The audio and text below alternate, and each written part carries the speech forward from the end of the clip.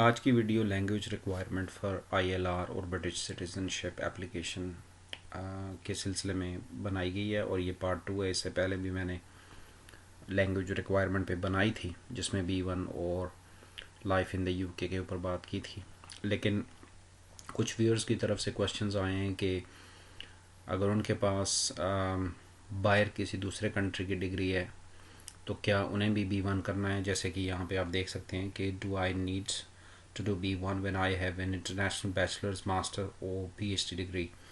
तो NARIC explain in detail। तो इस वजह से मैंने सोचा कि मैं इस बारे में एक वीडियो बनाऊं ताकि सारी इन्फॉर्मेशन आपके पास हो। तो आइए चलते हैं, इसको देखते हैं कि ये क्या इस बारे में क्या इन्फॉर्मेशन अवेलेबल है हमारे पास।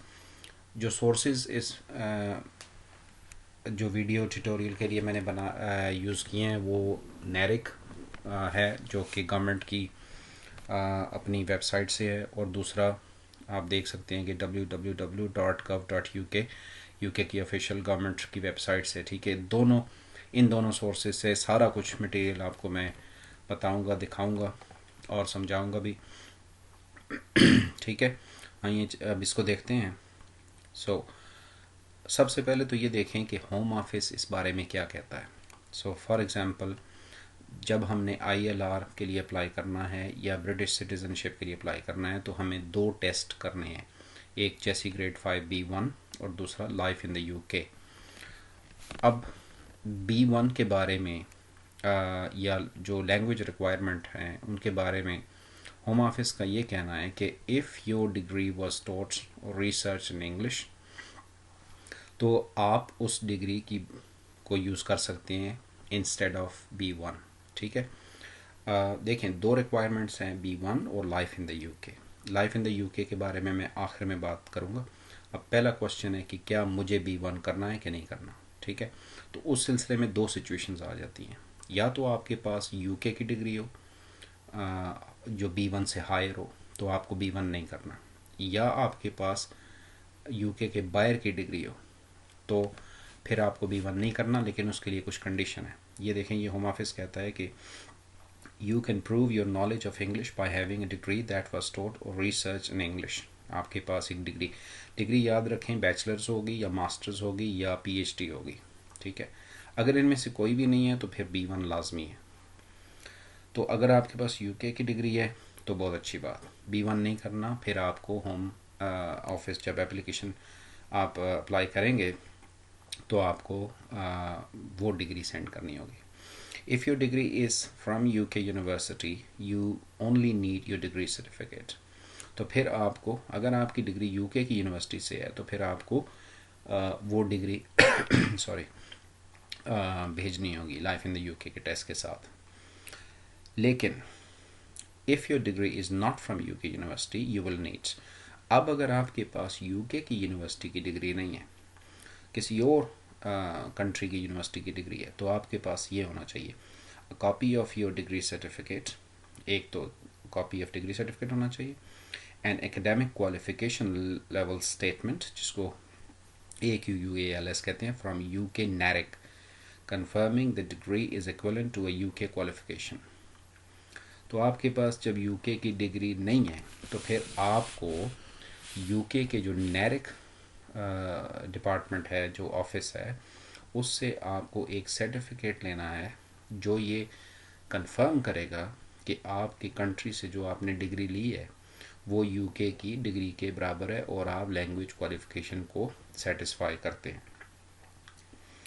If your degree is from a non-majority English-speaking country, you will also need an English language proficiency statement (ELPS) from UK NARIC confirming that degree was taught in English। अब कुछ countries में English language majority language नहीं है। ठीक है, तो फिर अगर आप उन कंट्री से डिग्री करी हुई है तो फिर आपको NARIC से ही ज़ाहिर है सर्टिफिकेट लेना होगा। तो NARIC उस सूरत में 2 चीज़ें आपको देगा, एक लेटर तो एक ही होगा लेकिन उस पर लिखा होगा कि हाँ जी इनकी जो यूनिवर्सिटी की डिग्री है वो UK की इस डिग्री के बराबर है और इनकी लैंग्वेज क्वालिफिकेशन पूरी हो रही है। लेकिन वो सर्टिफिकेट जब तक आपके पास नहीं है तो आप अप्लाई नहीं कर सकते। ठीक है, ये तो होम ऑफिस की बात है। जब अब हम यहाँ पे देखते हैं कि do I need JC grade 5 B1 test. अब जो हमारा एक्चुअल क्वेश्चन था कि क्या मुझे B1 जेसी ग्रेड 5 टेस्ट करना है। Yes, you must provide a B1 certificate if you are applying for ILR and British Citizenship application। आपको ज़रूरी देना है ये B1 सर्टिफिकेट और लाइफ इन द यूके। हर सूरत ये अप्लाई होगा सब पे। लेकिन if you have a bachelor और master degree from UK you don't need to do B1। ये जैसे कि मैंने वही इन्फॉर्मेशन है जो कि पिछली स्लाइड पे हमने देखा था। होम ऑफिस की वेबसाइट पे जो इन्फॉर्मेशन थी उसको मैंने 2 पॉइंट्स में समराइज़ कर लिया है। ठीक है, वो ये है कि यूके की डिग्री अगर है तो फिर आपको B1 नहीं करना। If you have bachelor masters PhD degree from any other country you need NARIC certificate to confirm your level of English. अब आपके पास किसी और कंट्री की डिग्री है, जैसे कि मेरे कुछ व्यूअर्स ने कहा कि वो फार्मासिस्ट हैं। एक व्यूअर थे जो यहाँ पे डॉक्टर के तौर पर काम कर रहे थे GP में। ठीक है, अब ज़ाहिर है वो डॉक्टरी है या फार्मेसी है, उसके लिए उन्होंने डिग्री की है तभी आए हैं। तो अब ज़ाहिर है उनको B1 तो नहीं करना, लेकिन उनको फिर भी एक्विवेलेंसी सर्टिफिकेट लेना पड़ेगा। ठीक है, तो उसके लिए NARIC के पास जाना पड़ेगा। और NARIC क्या है उसको हम देखते हैं। What is UK NARIC? The national recognition information centre for the United kingdom. ये इसका नाम है। हमें नाम भी आता हो तो भी कोई बात नहीं, हमारा इससे कोई मतलब नहीं है। ठीक है। ओके, NARIC बहुत सारी सर्विसेज प्रोवाइड करता है, लेकिन उसमें एक सर्विस जो अब हमारे मतलब की है वो ये है। One of its services is to visas and nationality English proficiency which provides. ये वीज़ा और नेशनैलिटी जो है इसकी ये जो सर्विस है ये आपको प्रोवाइड करती है services if you need to evidence the level of your degree and और your English language proficiency for the UK home office. अब आपने होम ऑफिस में कोई एप्लीकेशन देनी है, अब सबमिट करनी है ILR, चलो इस वक्त हम ILR की बात कर रहे हैं, तो आपको वहाँ लैंग्वेज रिक्वायरमेंट साबित करनी है, जिसके लिए आपको UK NARIC के पास जाना पड़ेगा और उन्हें कहना पड़ेगा कि देखें मेरे पास ये डिग्री है, लेट से मेरे पास मास्टर्स डिग्री है, पाकिस्तान से है या इंडिया से है या बांग्लादेश से है या नेपाल से है या कुछ और कंट्री से है। तो वो आपकी डिग्री चेक करेंगे और फिर आपको एक सर्टिफिकेट देंगे। ठीक है, वही सारी चीज़ें मैं आपको स्टेप बाय स्टेप अब बता रहा हूँ, उसका प्रोसीजर क्या होगा और वो कैसे मिलती है आपको वो सर्टिफिकेट। ठीक है, ये वो वीज़ाज कैटेगरीज़ हैं जो कि जिनके लिए आप NARIC से ले सकते हैं। ठीक है, इसमें आप अगर आप अप्लाई कर रहे हैं family including spouse visa settlement के लिए या सिटीज़नशिप के लिए या नेचुरलाइजेशन के लिए, तो आप NARIC से ये सर्टिफिकेट ले सकते हैं। अगर आप Tier 2 वीज़ा के लिए अप्लाई कर रहे हैं, आप मास्टर डिग्री होल्डर हैं, PhD डिग्री होल्डर हैं और आप समझते हैं कि आपको लैंग्वेज रिक्वायरमेंट को फुलफ़िल करने के लिए कि यहाँ का कोई B1 B2 C1 कोई नहीं करना, तो भी आप NARIC से सर्टिफिकेट ले सकते हैं। अगर आप स्किल्ड वर्कर हैं या अगर आप skilled worker health and care में आना चाह रहे हैं या इनोवेटर हैं या इन्वेस्टर हैं या मिनिस्ट्री ऑफ रिलीजन, ये वो सारे वीज़ा कैटेगरीज हैं जिनमें आपको NARIC एक सर्टिफिकेट ऑफ इक्वलेंसी दे सकता है। ओके ओके, अब आपको ये वही बात है जो कि मैंने पहले भी लिख दी है कि when do I need NARIC certificate. Almost वही इन्फॉर्मेशन है, रिपीटेड है, लेकिन इसमें थोड़ी डिटेल ये है कि अगर आपके पास बैचलर डिग्री है, PhD है या मास्टर है, अब हम यानी उसकी टेक्निकल एस्पेक्ट को देख रहे हैं कि ये होता कैसे है। Outside the UK to demonstrate the level of your qualification and your English proficiency for a UK visa application, then you can apply for NARIC। आपके पास एक डिग्री है जो क्वालिफिकेशन को मीट कर सकती है, तो आपको खुद तो नहीं आप बता सकते हो ऑफिस को कि देखें जी मैं पढ़ा लिखा आदमी हूँ, मैं तो फार्मासिस्ट हूँ या मैं डॉक्टर हूँ और ये देखें मैं डॉक्टर GP में काम भी कर रहा हूँ। वो कहेंगे बहुत अच्छी बात, सारा कुछ सही, लेकिन आपकी डिग्री बताइए, दिखाइए। तो आप डिग्री जब दिखाएंगे, लेट से आप पाकिस्तान या इंडिया की डिग्री दिखाते, तो वो आपसे कहेंगे कि ठीक है आपकी डिग्री बिल्कुल सही है, लेकिन आप ऐसा करें कि NARIC से एक सर्टिफिकेट लाएं जिसमें वो आपकी डिग्री चेक करके हमें बता देंगे, ठीक है। So the service can only assess qualification that are considered comparable to bachelor's, master's और PhD degree. आपकी डिग्री अगर बैचलर्स, मास्टर्स या PhD है आपके कंट्री से, तो तब ही आपको NARIC में जा सकते हैं, तब ही NARIC उसको देख सकता है। लेकिन अगर आपने वहाँ से लेट से मैट्रिक किया है या उसके बाद बैचलर से कोई भी नीचे की डिग्री की हुई है जिसको इंटर या इंटरमीडिएट कहते हैं वहाँ पे, तो फिर NARIC आपके केस को हैंडल नहीं करेगा, ठीक है। फिर वो डिग्री इंग्लिश में पढ़ाई गई हो, ज़ाहिर अगर आपने हिंदी में, उर्दू में, नेपाली, बंगाली में अगर डिग्री की हुई है तो वो तो उसको कंसिडर नहीं करेगा, क्योंकि वो लैंग्वेज क्वालिफिकेशन को मीट नहीं कर पा रहा। उसके बाद we compare your university higher education degrees to the standard of bachelors और this is the academic qualification level, ये वो ऑफ इक्वल्स जो कि आपको चाहिए। तो जो NARIC है वो आपकी डिग्री को इन लेवल्स के अगेंस्ट कंपेयर करेगा, ठीक है। सिंपल सी सारी स्लाइड का जो निचोड़ है, जो खुलासा है वो ये है कि वो आपकी डिग्री आपसे लेंगे, देखेंगे आपकी कंट्री की क्वालिफिकेशन और इस कंट्री को कंपेयर करेंगे और देखेंगे, लेट से वो कहते हैं कि ओके इनके कंट्री की जो मास्टर की डिग्री है ये हमारे BA ऑनर्स के बराबर है या BA के बराबर है या ग्रेजुएशन के बराबर है, तो फाइन, विच इज़ ओके। और फिर साथ ही आपको एक सर्टिफिकेट दे देंगे कि यस इनकी डिग्री भी BA के बराबर है या मास्टर्स के बराबर है और ये लैंग्वेज रिक्वायरमेंट को भी पूरा करती है, ठीक है।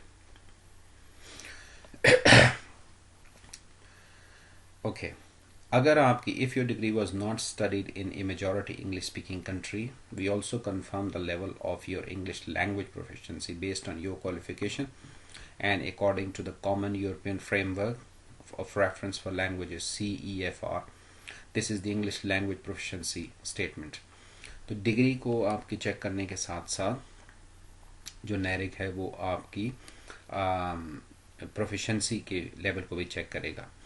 इसको यूँ समझ लीजिए कि आपकी वो डिग्री को चेक करके देखेंगे कि ये इसके इक्विवेलेंट, फिर देखेंगे हाँ ये B1 से ऊपर की लैंग्वेज को किस स्टैंडर्ड्स को मीट कर रहा है, ठीक है। तो ये अगर आपको, और ये जो CEFR है ये B1 का जो जितने भी टेस्ट हैं, B1 हो गया, B2 हो गया, ये सारे ये CEFR स्टैंडर्ड्स के ऊपर होते हैं, इसीलिए आपकी डिग्री का जो प्रोफिशिएंसी लेवल है इंग्लिश का वो CEFR के अगेंस्ट ही चेक होगा।